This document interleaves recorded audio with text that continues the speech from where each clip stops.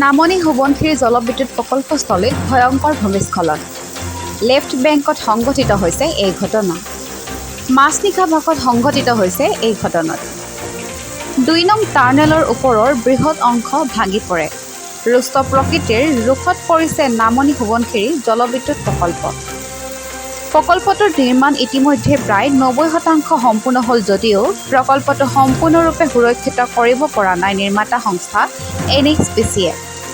শেহতীয়াভাৱে অৰুণাচল পাহাৰত হৈ থকা মুখলধাৰ বৰষুণৰ ফলত ২ নং টাৰ্নেলৰ লেফ্ট বেংকৰ অংশ ভাঙি পৰে। আধুনিক প্ৰযুক্তিৰে নিৰ্মাণ কৰা বুলি NHPCয়ে যিমানেই দাবী নকৰক কিয় প্ৰকৃতিৰ ৰুষ্ট বাধা দি ৰাখিব পৰা নাই নিৰ্মাণকাৰী সংস্থা NHPCয়ে।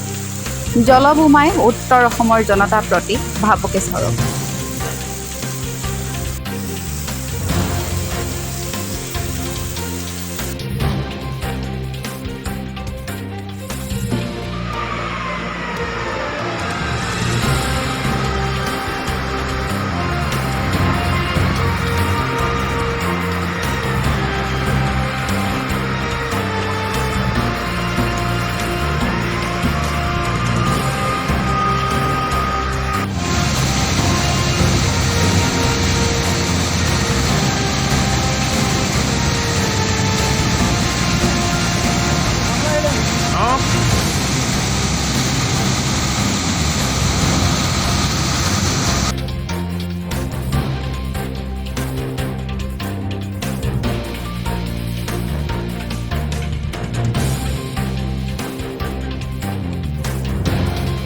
হোৱাৰ কথা এনেকুৱা নহয় যে আন্দোলন কৰিছোঁ বা স্থিমিত হৈ গৈছে বা আন্দোলন নকৰিব নেকি, কিন্তু আন্দোলন কৰিবৰ কাৰণে যিটো পৰিৱেশ আছিল, যিটো নামৰ আগফালে ডক্টৰ থকা এগৰাকী ব্যক্তি যেতিয়া আন্দোলন কৰি আছিল তেতিয়া সেইগৰাকী ব্যক্তিয়ে নামনিত বাস কৰা জনসাধাৰণৰ সমৰ্থনত নদী বান্ধৰ উপকাৰিতা হ'ব নদী বান্ধটোৱে কেনেকৈ আমাৰ কাৰণে ভয়াৱহ হ'ব সেই কথা সেই ডক্টৰ উপাধি থকা নামৰ আগফালে ডাক্তৰ লিখা মানুহগৰাকীয়ে বুজি পাইছিল। কিন্তু যিগৰাকী ব্যক্তিয়ে বৰ্তমান গেৰুৱা ৰং পিন্ধিলে, গেৰুৱা ৰং পিন্ধাৰ লগে লগে কিন্তু সেইগৰাকী ব্যক্তিয়ে পাভলুটি মাৰি বৃহৎ নদী বান্ধৰ সপক্ষে বৃহৎ নদী বান্ধে যে নামনিত বাস কৰা জনগণৰ যে ক্ষতি নকৰে সেই কথাক লৈ তেখেতসকলে বাৰে বাৰে যুক্তি প্ৰদান কৰে। যদি এনেকুৱা ব্যক্তি যেতিয়া আমাৰ সমাজত থাকিব এনেকুৱা ধৰণৰ সমস্যাবিলাক আহিয়ে থাকিব আৰু আমি সেইবোৰৰ পৰা হাত সাৰিব হ'লে কিন্তু তেনেধৰণৰ পাভলুটি মৰা নেতাৰ পৰা আমি আঁতৰত থাকিব লাগিব।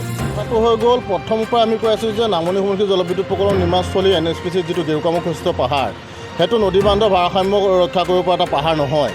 কিন্তু প্ৰকৃতিক প্ৰত্যাহ্বান জনাই প্ৰযুক্তিবিদ্যাৰ দোহাই দি পেলাই কেন্দ্ৰীয় চৰকাৰে হওক বা অসম চৰকাৰে কিন্তু নামনি সোৱণশিৰি জলবিদ্যুৎ প্ৰকল্প নিৰ্মাণ কৰি তেওঁলোকে কেৱল ইয়াৰ পৰা বিদ্যুৎ উৎপাদন কৰি মানে বিদেশলৈ ছাপ্লাই দি কেৱল ধন অৰ্জনৰ কথাটো তেওঁলোকে চিন্তা কৰিছে। আমি এটা কথা কৈছোঁ যে নামনি সোৱণশিৰি জলবিদ্যুৎ প্ৰকল্পত নামনিত বাস কৰা জনসাধাৰণৰ জীৱনৰ কোনো মূল্য নাই নেকি? যে সেই ৰাজ্যক বন্ধকত থৈ পেলাই নামনি সোৱণশিৰি জলবিদ্যুৎ প্ৰকল্পৰ বাৰম্বাৰ তাত যদি ক্ষতিসাধন হৈছে যদিও তেওঁলোকে বনাবলৈ চেষ্টা কৰি আছে। যথেষ্টখিনি শ্ৰমিক আজিলৈকে মৃত্যুবৰণ কৰিছে, কিন্তু নামনি সোৱণশিৰি জলবিদ্যুৎ প্ৰকল্পস্থলী NHPCয়ে এই কথা ৰাজহুৱা কৰা নাই। গতিকে মানুহৰ জীৱনক লৈ হেতালি খেলি বৃহৎ নদী বান্ধ নিৰ্মাণ কৰি বৃহৎ পুঁজি সংগ্ৰহ কৰাৰ ক্ষেত্ৰত অসম চৰকাৰৰ যিজন মুখ্যমন্ত্ৰী তেওঁ হাত উজান দিছে আৰু তেওঁ কমিশ্যনাৰৰ অংশত মিলিত হৈ পৰিছে।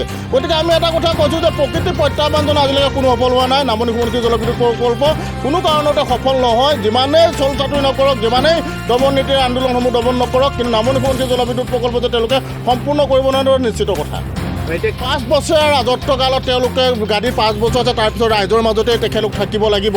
সময় থাকোঁতে তেখেতলোকে সংশোধন কৰক, নহ'লে অনাগত দিনত কিন্তু জনগণৰ আদালতত তেখেতলোকে কোনোদিন কিন্তু ন্যায় নাপাব।